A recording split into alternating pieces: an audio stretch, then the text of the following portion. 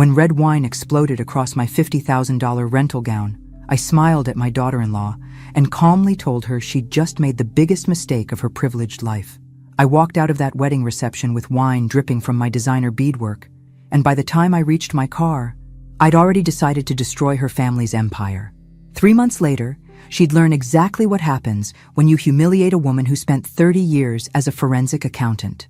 If you're watching this story, let me know in the comments where you're from and what you think you'd do in my situation. This gets wild, and I promise you won't see the ending coming. But let me back up and tell you how we got to that moment, because the devil, as they say, is in the details. The whole disaster started 6 months earlier when my son David announced his engagement to Vanessa Ashford. I should have known right then that trouble was brewing. Not because she wasn't lovely, she was absolutely stunning in that perfectly polished way that money can buy, but because of how she looked at me during that first family dinner, like I was a piece of furniture that didn't quite match the decor. "Mom, Vanessa's family owns Ashford Industries," David had said. His chest puffed with pride. "You know, the shipping company?" I knew Ashford Industries all right. Any accountant worth her salt knew them. Multi-billion-dollar empire, fingers in everything from logistics to real estate. Old money, the kind that builds dynasties and buys politicians. The wedding planning was a nightmare from day one. Vanessa had ideas, all of them expensive and most of them designed to remind everyone exactly which family was footing the bill. The venue had to be the Ritz-Carlton. The flowers had to be imported from Belgium. The photographer had to be some celebrity artist who charged more per hour than most people made in a month. The dress was Vanessa's idea too. "You simply must wear something spectacular, Margaret. Divine, and $50,000 for a rental." I nearly choked when I saw the price tag, but Vanessa just waved it away. "Consider it our gift to you. You're going to be family after all." The wedding day dawned perfect. The ceremony was at the family estate with 300 of their closest friends. I counted maybe 20 people from our side, lost in a sea of society faces I recognized from newspaper columns. During the reception, I was making small talk when it happened. I was holding a glass of water, gesturing while telling a story about David's childhood, when a single drop fell from my glass onto the hem of Vanessa's dress. One drop. "Oh my goodness, I'm so sorry."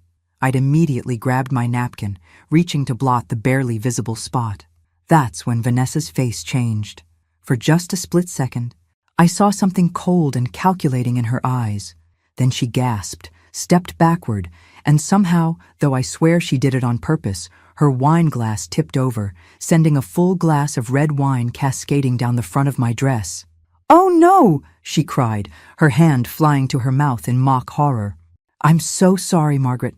I'm so clumsy when I'm startled." The entire reception turned to stare. I stood there, wine dripping from the intricate beadwork, creating an ever-expanding stain across the silk. "It was an accident," Vanessa said loudly enough for everyone to hear. "Just like yours was, of course." But I'd seen that look in her eyes. This hadn't been an accident. This had been a power play, a deliberate humiliation designed to put me in my place. That's when I smiled and delivered my promise. "Don't worry about it, darling," I told Vanessa, my voice carrying clearly across the stunned reception. "Accidents happen. Though I have to say, the rental company is going to be very upset about this. $50,000 is a lot of money, even for an accident." I left through the garden exit, my dignity intact despite the wine stains. But as I sat in my car, hands shaking with rage and humiliation, I realized something important. Vanessa Ashford had just made a critical error. She'd assumed I was some harmless older woman she could dismiss and humiliate without consequences. She had no idea who she was dealing with. 3 days after the wedding, the rental company's bill arrived. $57,000 for a destroyed designer gown. Irreparable damage due to liquid staining. I stared at the invoice over my morning coffee, and something inside me shifted from hurt to resolve. I paid it without blinking. Then I did something Vanessa would never expect from a harmless older woman. I started digging. 30 years as a forensic accountant teaches you one fundamental truth. Everyone has secrets, and rich people have the most expensive ones. I'd built my career unraveling financial mysteries, following paper trails that led to embezzlement, fraud, and tax evasion. I knew how to look where others couldn't see. My first stop was my home office, where I'd kept every professional contact I'd ever made. I started with the basics: corporate filings, SEC reports, anything public that might give me insight into Ashford Industries. On the surface, everything looked pristine. Annual revenues in the billions, steady growth, glowing reports from financial analysts. But I'd learned long ago that the surface was where people painted their prettiest lies. "Margaret, you're scaring me," my friend Linda said when I called her at the accounting firm where she still worked. "Why are you suddenly interested in Ashford Industries?" "Let's just say I have a personal interest in understanding their business practices," I replied, scrolling through incorporation documents. "Can you still access those federal databases we used to use?" That evening, David called. I could hear the strain in his voice before he even spoke. "Mom, Vanessa's really upset about the dress thing. She feels terrible about the accident." I set down my teacup with deliberate precision. "I'm sure she does. The thing is, her father wants to pay for the cleaning bill, make things right. How generous of him. Tell Mr. Ashford the bill was $57,000, and I've already paid it." The silence stretched so long I thought we'd been disconnected. "$57,000? Mom, that can't be right. I have the receipt if you'd like to see it." I kept my voice level. It was quite the educational experience, learning about the insurance requirements for couture rentals. "Jesus, Mom, I had no idea. Vanessa said it was just a regular dress." "Interesting. So the new Mrs. Turner had been feeding her husband lies already. Well, now you know. Consider it a wedding gift to your bride, a lesson in the cost of actions." "That's not fair." "It was an accident." The words hung between us like a challenge. I could tell him what I'd seen in his wife's eyes, the calculated coldness before she spilled that wine. But David was still in the honeymoon phase. "Of course it was, dear. I'm sure Vanessa would never deliberately humiliate someone, especially not at her own wedding." My son wasn't stupid. He heard the edge in my voice. "Mom, please don't make this into something it's not." "I'm not making it into anything, David. But I am learning some very interesting things about your new family." After I hung up, I stared at the financial documents scattered across my desk. Ashford Industries was massive, complex, with tentacles reaching into dozens of subsidiary companies. But complexity often masked simplicity, and in my experience, when rich people created complex structures, they were usually hiding something simple: theft. I'd found 3 discrepancies already. Shell companies that received large payments but had no apparent business purpose. Shipping routes that didn't match cargo manifests. International transfers that seemed designed to avoid certain reporting requirements. It was like finding a thread sticking out of an expensive sweater. You could ignore it, or you could pull it and see what unraveled. I reached for my phone and dialed Linda's number again. "It's me," I said when she answered. "How would you feel about doing a little freelance work?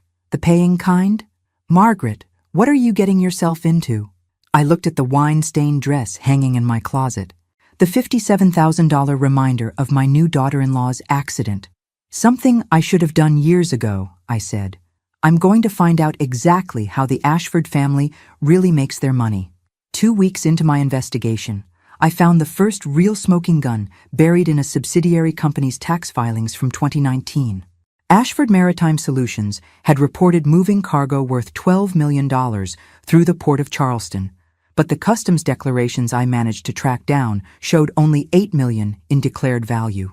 $4 million in merchandise that somehow disappeared between the shipping manifests and the tax returns. "This is just one port, 1 year," I told Linda, as we sat in my kitchen, documents spread across the table like pieces of a very expensive puzzle. "If they're doing this systematically," Linda whistled low, "we're talking about tens of millions in unreported income, maybe more." My phone rang, David's ringtone. I considered letting it go to voicemail, but answered on the 4th ring. "Hi, sweetheart. Mom, we need to talk. Vanessa's father wants to meet with you." I felt my pulse quicken. "About what?" "He feels bad about the whole dress situation. He wants to take you to lunch, maybe discuss some business opportunities." "Business opportunities? How interesting. What kind of business opportunities?" "He knows you're a retired accountant. He mentioned something about consulting work, helping with some project assessments." I looked at the evidence scattered across my table and smiled grimly. Oh, I'd love to assess some of their projects. The next day at Romano's, Richard Ashford was already seated when I arrived. He stood to greet me, tall and distinguished with silver hair and the kind of confident smile that came from never being told no. Margaret, thank you so much for agreeing to meet with me. His handshake was firm, his voice warm. I hope you don't mind, but I took the liberty of ordering wine. The 2015 Bordeaux here is exceptional. Wine? Of course. How thoughtful, I said, settling into my chair. Though I think I'll stick with water for now. His smile flickered slightly. Of course. I wanted to apologize again for the incident at the wedding. Vanessa was mortified. I'm sure she was. I kept my expression neutral. Accidents do happen. They do indeed. Which is why I insist on covering the cost of the damage. I watched his face carefully. The dress cost exactly what I paid for it. Something shifted in his expression. A flicker of calculation. $57,000 seems quite steep for a rental, don't you think? Interesting. So he'd already done his homework. I suppose that depends on whether you consider it steep to maintain one's dignity in front of 300 strangers. He leaned back slightly, reassessing. Good. Let him realize I wasn't some easily intimidated widow. You're absolutely right. Please allow me to reimburse you for the full amount. That's very generous, but unnecessary. I can afford my own expenses. I'm sure you can. David mentioned you had quite a successful career in accounting. The waiter appeared, giving me a moment to consider my response. When we were alone again, I decided to test the waters. I did all right. Forensic accounting mostly. Corporate investigations, that sort of thing. I watched his face carefully for any reaction to the word investigations. There it was, a subtle tightening around his eyes, quickly masked. How fascinating. That must have been challenging work. It had its moments. You'd be amazed what you can discover when you know where to look. Paper trails have a way of revealing the most interesting stories. Richard took a sip of his wine, his movements carefully controlled. I imagine they do. Actually, that brings me to why I wanted to meet with you today. We're always looking for experienced consultants at Ashford Industries. There it was. The job offer. Classic move, if you can't neutralize a threat, try to buy it. What kind of consulting? I asked innocently. Project assessment, due diligence, that sort of thing. We're expanding into some new markets, and having an experienced eye review our processes could be invaluable. I smiled. That sounds wonderful. I'd love to learn more about your business practices. Richard Ashford wasn't trying to buy my silence with a consulting job. He was positioning me to become complicit in whatever schemes I'd been uncovering. If I took this job, I wouldn't just be a witness. I'd be an accessory. It was brilliant, really. But Richard had made one crucial mistake. He'd assumed I needed their money more than I needed the truth. I accepted Richard Ashford's consulting offer with the enthusiasm of a woman grateful for the opportunity. We shook hands across the table at Romano's, and I watched satisfaction settle into his features. I'll have my assistant send over the initial contracts and some preliminary materials for you to review, he said. Nothing too complex to start, just some basic due diligence on a few subsidiary operations. I look forward to it, I replied, and meant every word. 3 days later, a courier delivered a package to my door. Inside were contracts, corporate documents, and, most interesting of all, financial records for 6 different Ashford subsidiary companies. Richard had basically handed me a roadmap to their entire operation. You took the job? Linda's voice pitched high with disbelief when I called her. Margaret, have you lost your mind? On the contrary, I think I've found it. I was already scanning through shipping manifests. They've just given me legal access to exactly the information I need to build a case against them. A case you're now contractually obligated to keep confidential. I paused in my document review. Actually, no. The confidentiality clause only applies to proprietary business information. It specifically excludes any obligation to conceal illegal activities. That evening, David called just as I was discovering some particularly creative accounting in the records for Ashford Maritime Solutions. Mom, Vanessa told me her father offered you a consulting position. That's great news. It's certainly interesting work, I agreed, highlighting a transaction that showed the same cargo being reported to 2 different tax jurisdictions at wildly different values. Vanessa thought maybe we could all have dinner this weekend to celebrate. That sounds lovely. Dear, Though I should warn you, I might have some questions about the family business. Mom, David's voice carried a warning. I hope you're not planning to cause any trouble. The words hit me like a slap. Trouble? David, I'm doing the job your wife's father offered me. If that causes trouble, perhaps you should ask yourself why. By midnight, I'd identified a pattern that made my blood run cold. The discrepancies weren't random accounting errors. They were systematic, sophisticated, and pointed to something much larger than I'd initially suspected. Ashford Industries wasn't just hiding income from the IRS. They were moving money in patterns that suggested money laundering on an international scale. Shell companies in the Cayman Islands received payments from cargo that was declared at one value to U.S. Customs, but sold at much higher prices to end buyers. I sat back in my chair, the magnitude of what I'd discovered settling over me. This wasn't just about tax evasion anymore. This was about a family that had built their empire on systematic criminal activity. My phone buzzed with a text from David. Looking forward to dinner Saturday. Vanessa's excited to see you. I stared at the message, thinking about my son's naive enthusiasm, his beautiful criminal wife, and the family of felons he'd just married into. David had no idea what he'd stumbled into, but he would listen to evidence. He would have to. I picked up my pen and began making notes for my report. If the Ashfords wanted a consultant's professional opinion on their business practices, I was going to give them exactly what they'd asked for.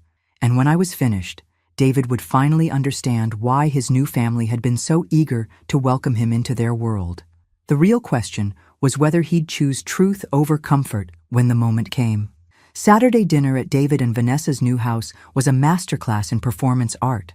Their home was a wedding gift from Daddy, a colonial revival worth at least $4 million, complete with circular driveway and professionally landscaped gardens. Isn't it gorgeous? Vanessa gushed as she led me through rooms that looked like they'd been staged for a magazine shoot. Daddy insisted on hiring his decorator. I made appropriately appreciative noises while mentally calculating the property value. Conservative estimate. More money than David could earn in 50 years of marketing work. David appeared from the wine cellar, carrying a bottle that probably cost more than most people's car payments.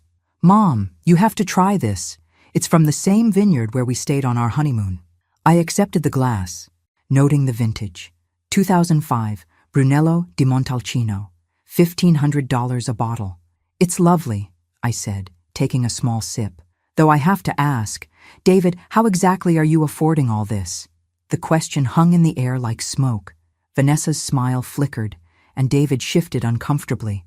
Well, Vanessa's family has been very generous. Generous how? I kept my voice light. Gifts? Loans? Employment opportunities? Mom, David's voice carried that warning tone again. We're doing fine financially. Before either of them could answer, my phone chimed with an email notification. It was from my contact at the Treasury Department, a former colleague who owed me several favors. Margaret, found what you were looking for. Ashford Industries flagged for suspicious activity reports in 2019 and 2021. Investigation pending, but low priority due to lack of evidence. Might be more interested now if someone had specific documentation. Call me. Sarah. Everything all right? David asked. Just work stuff, I said, slipping the phone back into my purse. Actually, Vanessa said brightly, Daddy mentioned that you're working on some projects for us now. How exciting! The way she said it made me look at her more carefully. There was something in her expression, a calculation that reminded me of the moment before she spilled wine on my dress. It's fascinating work, I agreed. Your father's business model is quite innovative. He's brilliant, Vanessa gushed, always finding new opportunities, new markets to explore. He says the key to success is staying ahead of regulations.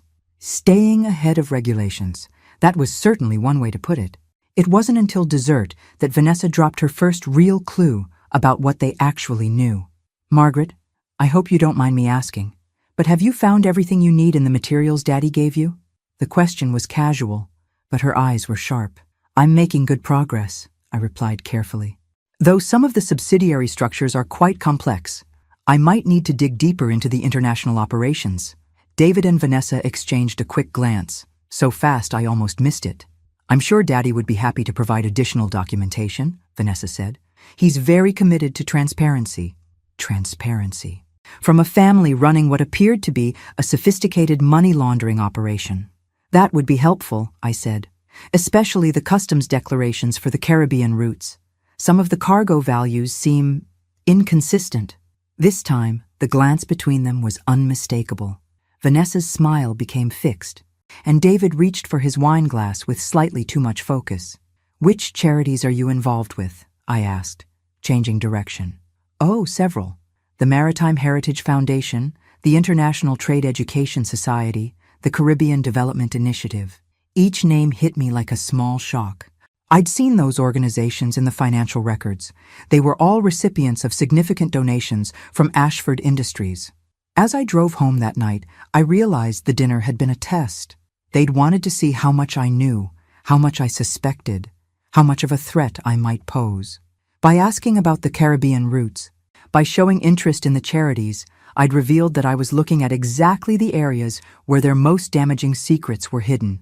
My phone rang as I pulled into my driveway. Unknown number. "Mrs. Turner, this is Patricia Webb from Ashford Industries. Mr. Ashford asked me to call you about your consulting contract." I felt my stomach tighten. "What about it?"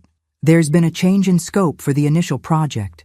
Mr. Ashford would like to schedule a meeting with you first thing Monday morning to discuss the revised parameters." They were about to try to limit my access to the very information I needed. The Ashfords thought they were playing chess with an amateur. They were about to discover they'd invited a grandmaster to the board. Monday morning arrived with the kind of gray December drizzle that made everything look like a crime scene.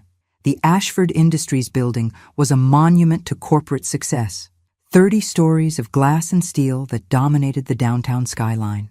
"Mr. Ashford will see you now," Patricia Webb announced, leading me through corridors lined with oil paintings that probably cost more than most people's houses. Richard's office occupied a corner of the 28th floor, with floor-to-ceiling windows that offered spectacular views of the harbor, where his shipping empire had allegedly been moving millions of dollars in undeclared cargo. "Margaret, thank you for coming in."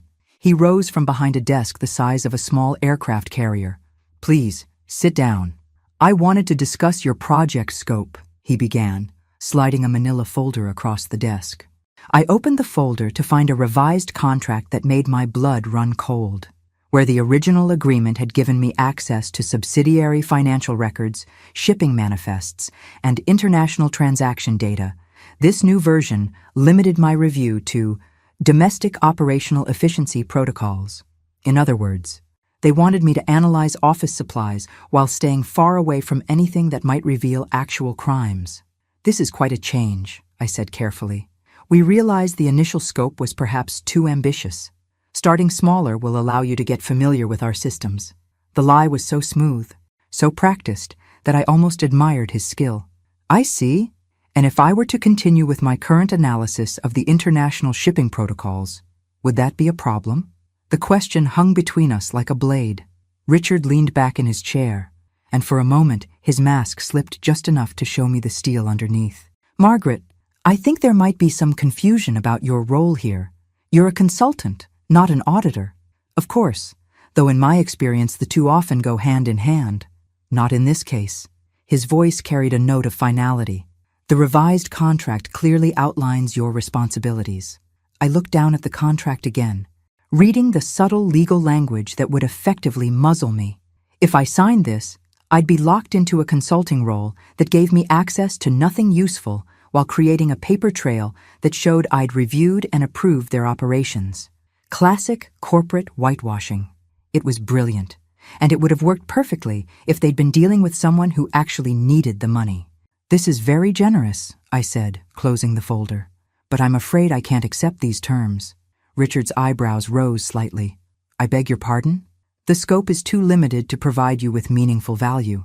If you're not interested in a comprehensive analysis, I don't think I'm the right consultant for this project." The silence stretched between us while Richard recalculated. This clearly wasn't the response he'd expected. "Margaret, I hope you're not making this decision lightly. Opportunities like this don't come along often." There it was, the implicit threat. Play ball or lose access to the game entirely. "I understand completely," I replied, "but my professional reputation is built on providing thorough, comprehensive analysis." Richard stood up, moving to the window with his back to me. When he spoke again, his voice had lost all pretense of warmth. I think you should consider your position carefully, Margaret. Family relationships can be delicate, especially when outside conflicts create unnecessary stress. Translation: if you don't back down, we'll turn your son against you. I stood up too, slinging my purse over my shoulder with deliberate calm. Mr. Ashford, I think there's been a fundamental misunderstanding about what kind of person you're dealing with. He turned from the window, his expression guarded. You see, I continued, you've made the mistake of assuming I need something from you. Your money, your approval, your family's acceptance.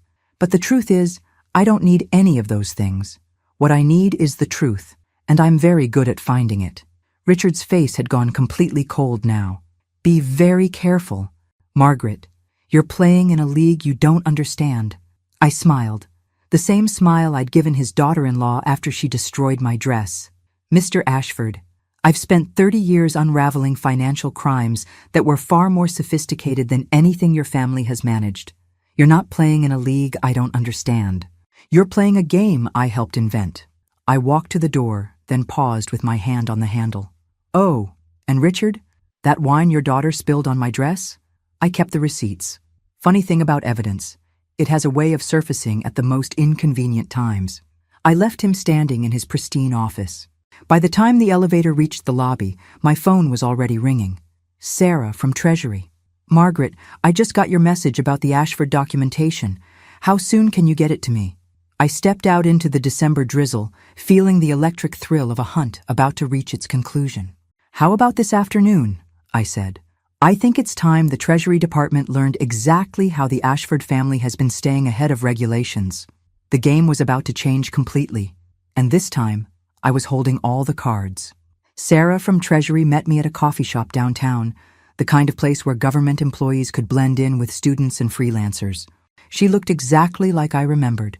Sharp eyes behind wire-rimmed glasses, the demeanor of someone who'd spent 20 years following money trails.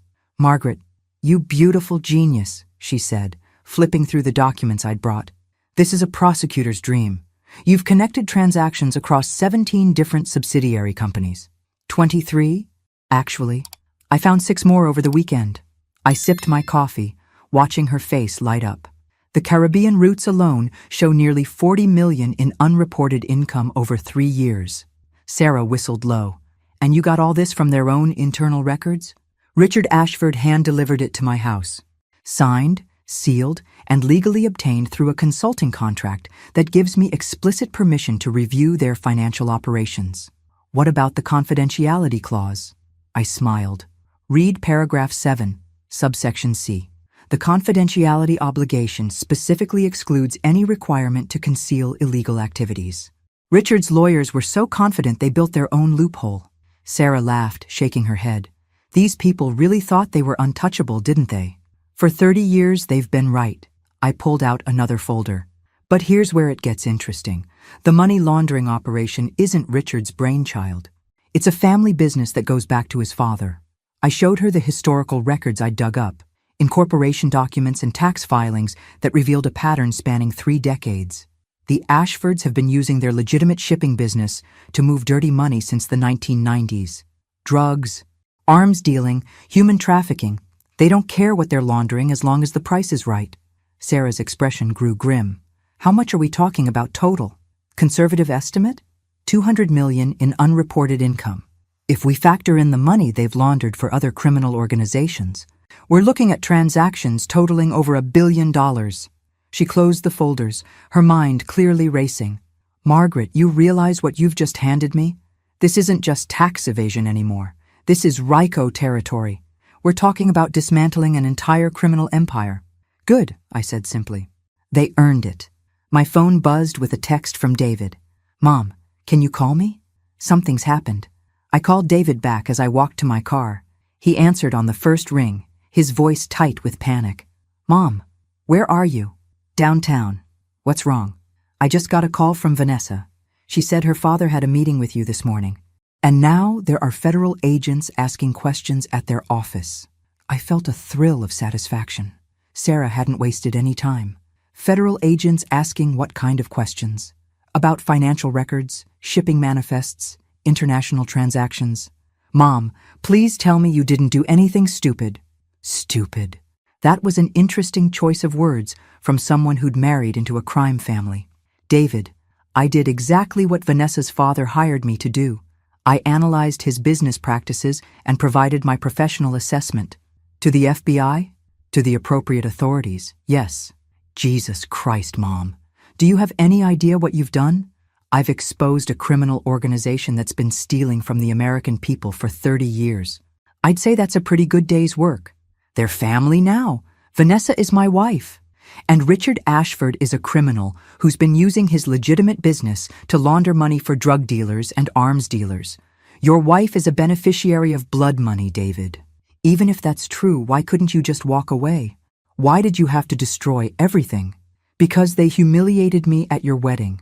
And when I tried to handle it quietly, they tried to buy my silence.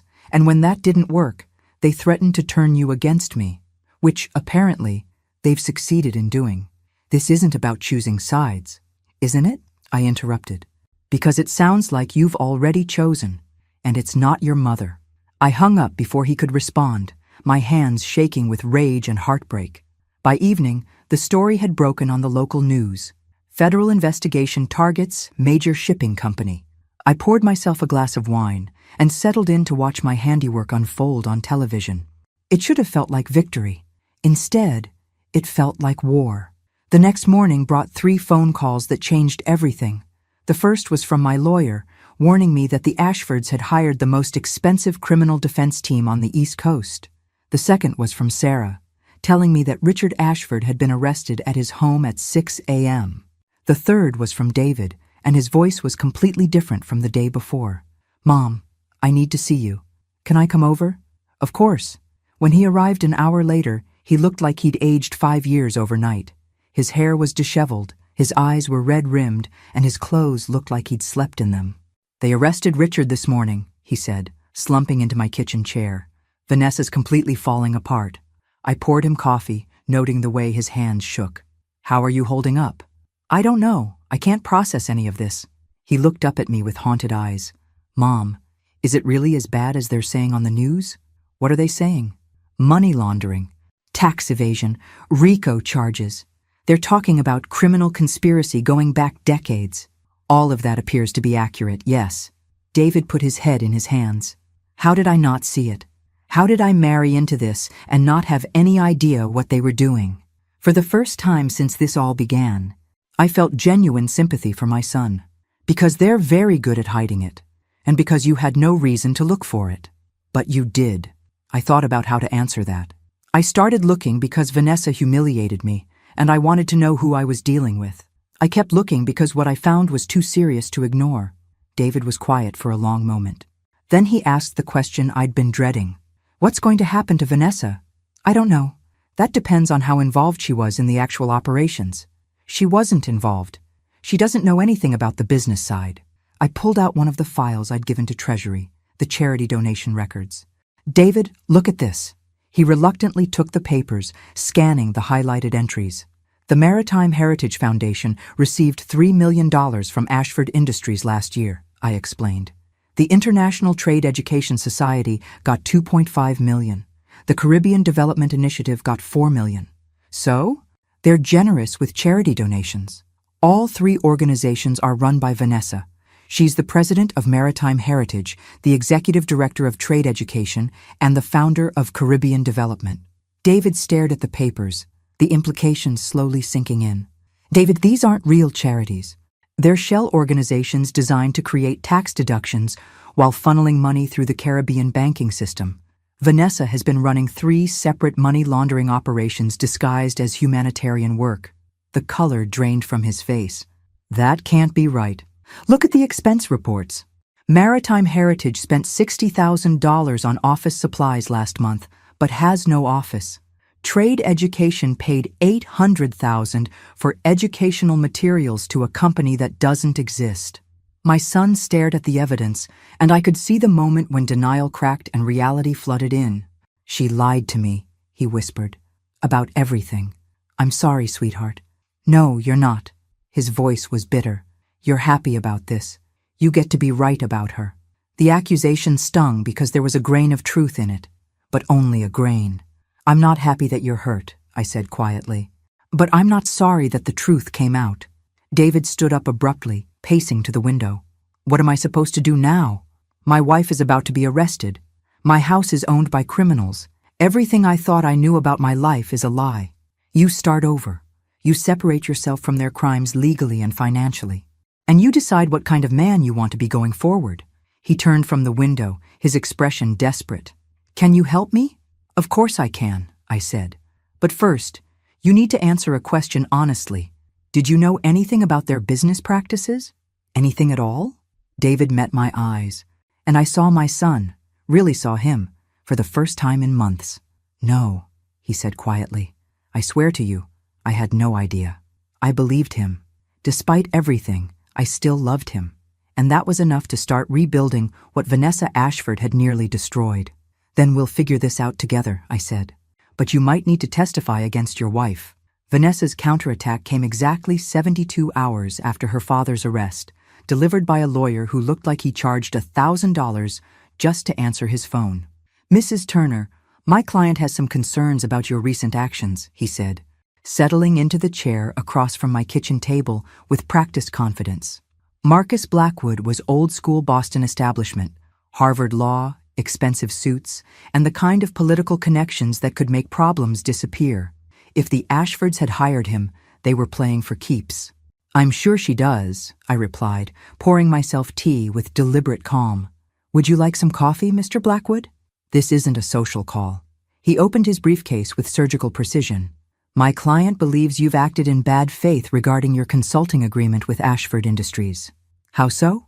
"You used your position of trust to gather information for the specific purpose of damaging the family business. That constitutes corporate espionage, breach of fiduciary duty, and possibly criminal conspiracy." I sipped my tea, letting him finish his speech. Marcus Blackwood was good, very good. Under different circumstances, I might have been intimidated. "Mr. Blackwood, have you actually read the consulting contract?" "Of course." "Then you know that paragraph 7, subsection C, specifically excludes any obligation to conceal illegal activities. Your client's father signed a contract that gave me explicit permission to report exactly what I reported."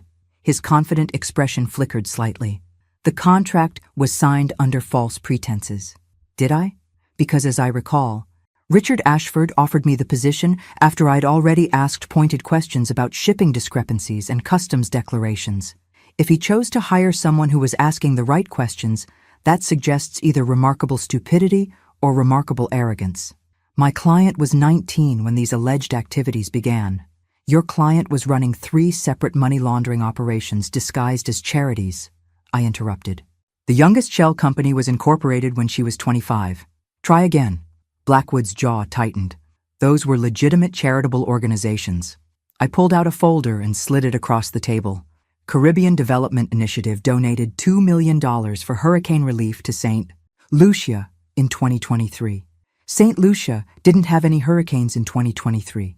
The money went to a bank account in Grand Cayman, controlled by Vanessa's offshore trust. He didn't touch the folder. Charitable organizations can make grants. The Maritime Heritage Foundation spent $800,000 on a maritime education program for disadvantaged youth. The program doesn't exist. The money went to pay for Vanessa's house, her cars, and what appears to be a very expensive jewelry collection. These are accounting errors, at worst. Mr. Blackwood. I leaned forward, letting steel creep into my voice. I've been tracking financial crimes for 30 years. I know the difference between accounting errors and systematic fraud. Your client didn't just know about her family's criminal activities. She was an active participant. For the first time since he'd arrived, Marcus Blackwood looked genuinely concerned. "What do you want?" he asked finally. "I want the truth. I want justice. And I want my son to understand exactly what kind of woman he married." "Your son doesn't have to be involved in this." I almost laughed at the transparent manipulation. "My son is already involved.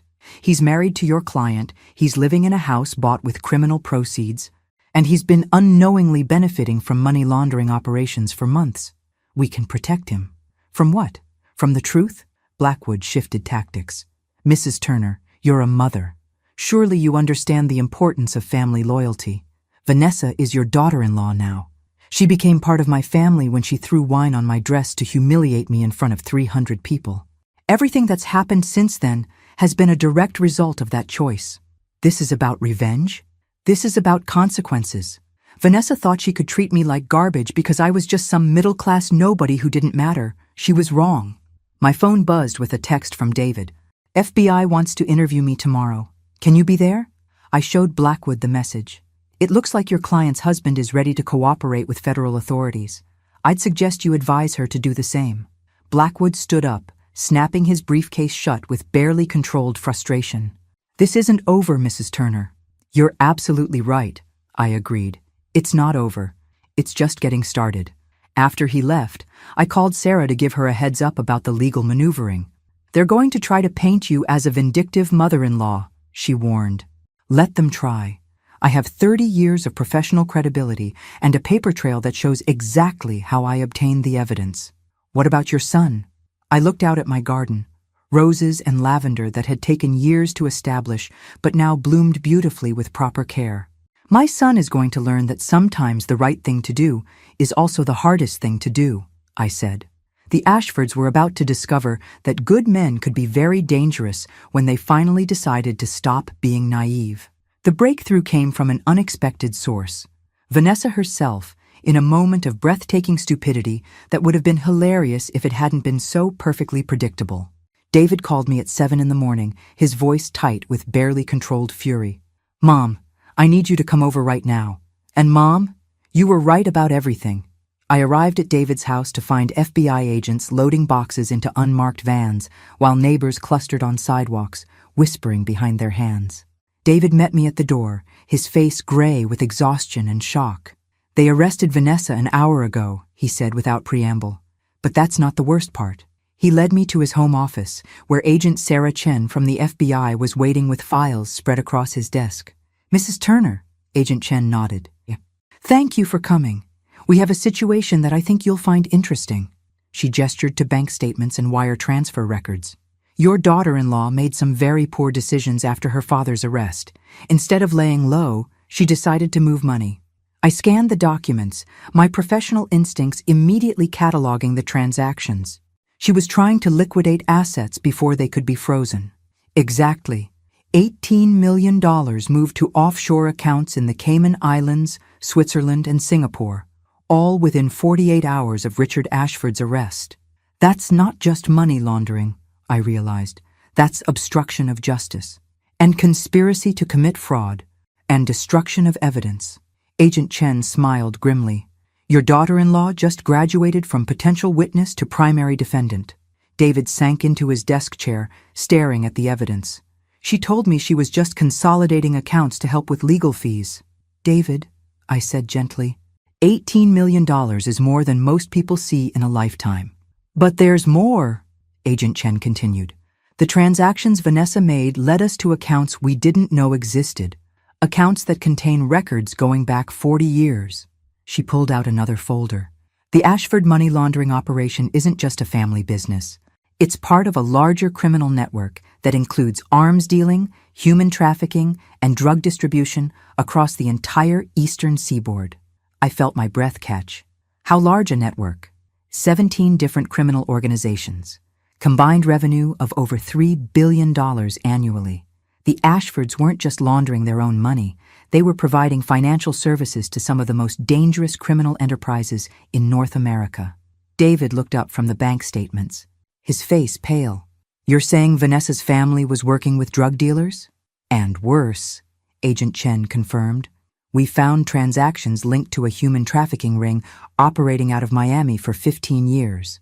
The Ashfords provided shipping services and financial laundering for operations that enslaved over 200 women and children. The room fell silent as the full magnitude sank in. This wasn't just white-collar crime anymore. This was something monstrous. There's something else, Agent Chen said quietly. Something I think Mrs. Turner needs to know. She pulled out a final document, a wedding guest list from David and Vanessa's reception. We've been analyzing the attendees at your son's wedding. Do you remember a man named Victor Kozlov, mid-50s, heavily accented, sat at table 12? I remembered him vaguely. A quiet man who'd seemed out of place among the society crowd. Viktor Kozlov is the head of a Russian organized crime syndicate based in Brighton Beach. He was at your son's wedding as Richard Ashford's guest. My blood ran cold. You're saying I was in the same room with one of the most wanted criminals in the country, yes, along with representatives from 3 other major criminal organizations. David stood up abruptly, pacing to the window. This is insane. None of this can be real. Your wedding reception was essentially a business meeting for the largest criminal enterprise on the East Coast. I thought back to that night. The elegant crowd. The expensive wine. The moment when Vanessa had deliberately humiliated me. That's why she did it, I realized suddenly. That's why Vanessa threw wine on my dress. Both David and Agent Chen looked at me. She was establishing dominance, showing her father's criminal associates that the family could humiliate anyone with impunity. It wasn't just personal cruelty, it was a demonstration of power. Agent Chen nodded slowly. These organizations respect strength and despise weakness.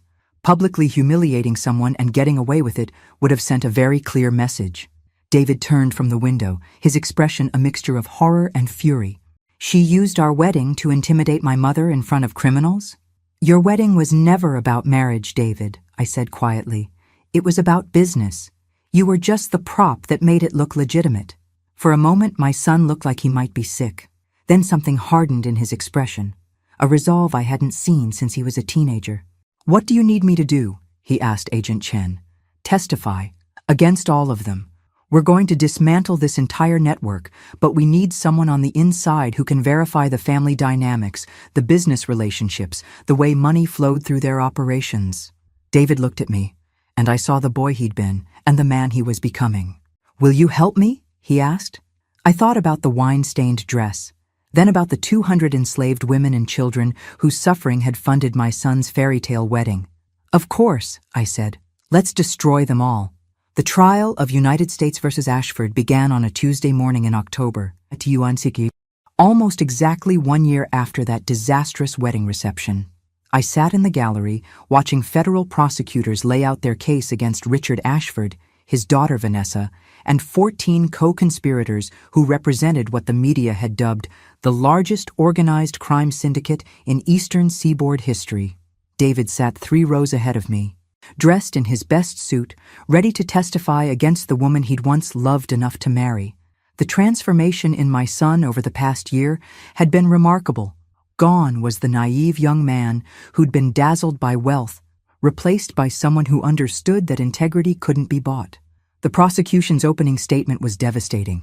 Assistant U.S. Attorney Jennifer Walsh laid out the evidence with surgical precision. 40 years of money laundering, $3 billion in criminal proceeds, connections to human trafficking that had enslaved hundreds of victims. Ladies and gentlemen of the jury, Walsh said, this case is about a family that built an empire on other people's suffering. They didn't just steal money, they facilitated crimes that destroyed lives. When it was my turn to testify, I walked to the witness stand knowing that every word would be scrutinized by defense attorneys who'd spent months trying to paint me as a vindictive mother-in-law. Mrs. Turner, Walsh began, please tell the jury how you first became aware of irregularities in Ashford Industries' financial practices. I looked directly at the jury, 12 ordinary Americans who would decide whether justice prevailed. I spilled a drop of water on my daughter-in-law's wedding dress, I said simply. She responded by deliberately throwing wine on my $50,000 rental gown. That incident made me curious about the kind of people I was dealing with. The prosecution methodically walked me through my findings. The shell companies, the offshore accounts, the shipping manifests that didn't match customs declarations. I testified for 6 hours, answering every question with the precision that had made me successful as a forensic accountant. Blackwood's cross-examination was predictably vicious. Mrs. Turner, isn't it true that you began this investigation for purely personal reasons? That you were motivated by anger and a desire for revenge? I was motivated by professional curiosity that led to moral obligation, I replied. When you discover evidence of crimes that have harmed hundreds of innocent people, your personal feelings become irrelevant. When David testified the following day, his voice was steady as he described his gradual awakening to his wife's true nature. "I thought I was marrying someone who shared my values," he said. "Instead, I married someone who viewed compassion as weakness and law-abiding citizens as marks to be exploited." The prosecution's case was airtight, built on financial records, recorded conversations, and testimony from former associates. But the moment that sealed everyone's fate came during Vanessa's own testimony. Against her lawyer's advice, she'd insisted on taking the stand, apparently believing she could charm her way out of federal charges. "Mrs. Turner," Walsh said during cross-examination, "you've testified that you had no knowledge of your family's criminal activities, but you were the president of 3 separate organizations that served as money laundering vehicles. How do you explain that?" Vanessa's composure finally cracked. "Those were real charities. We helped people." "Which people specifically?" We provided educational opportunities." "To whom? Can you name a single beneficiary of your educational programs?" The silence stretched for nearly a minute before Vanessa finally whispered, "I don't remember." "You don't remember because there were no beneficiaries. Were there?" That's when Vanessa made the mistake that destroyed whatever sympathy she might have earned. "So what if they were?" she snapped. "Everyone does it. Everyone with money finds ways to avoid paying taxes. The only difference is we got caught." The courtroom erupted. Judge Martinez banged her gavel repeatedly, but the damage was done. Vanessa had just confessed to criminal conspiracy in open court while showing complete contempt for the law. The jury deliberated for less than 4 hours, guilty on all counts. Richard Ashford received 45 years in federal prison. Vanessa got 25 years. 14 co-conspirators received sentences ranging from 5 to 30 years. 6 months after the trial ended, David and I had lunch at Romano's, the same restaurant where Richard Ashford had tried to buy my silence. "Any regrets?" my son asked. I thought about the question seriously. A year ago, I'd been a recently divorced woman looking forward to quiet retirement. Now I was a key witness in one of the largest criminal cases in federal history. "No," I said finally. "No regrets at all. Even about the marriage ending?" "Especially about the marriage ending. David, you deserve someone who loves you for who you are, not someone who sees you as a convenient cover for criminal activities." He nodded, stirring sugar into his coffee. "I've been thinking about what you said at the wedding reception. About consequences." "What about it?" "You told Vanessa she'd just made the biggest mistake of her privileged life. Did you know then how big a mistake it actually was?" I smiled, remembering that moment when red wine exploded across my dress and I realized I was dealing with someone who'd fundamentally underestimated me. I knew she'd chosen the wrong person to humiliate. I had no idea she'd chosen the worst possible person. The forensic accountant. "The forensic accountant," I agreed. "With 30 years of experience, unlimited time, and absolutely nothing left to lose." David laughed, the first genuinely happy sound I'd heard from him in over a year. "Mom?" "Yes?" "Next time I get married, will you run a background check on her first?" "Sweetheart," I said, "next time you get married. I'm running a background check on her entire family, their business associates, and anyone who's ever co-signed a loan with them." "Deal." As we finished lunch, I reflected on the strange journey that had brought us to this moment. A year ago, I'd thought my life was winding down. Instead, I discovered that sometimes your most important work begins when you finally stop accepting other people's limitations on what you're supposed to be capable of. Vanessa Ashford had tried to humiliate a harmless older woman at a society wedding.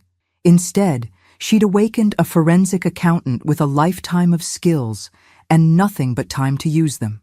It had been the biggest mistake of her privileged life, and the best thing that had happened to mine.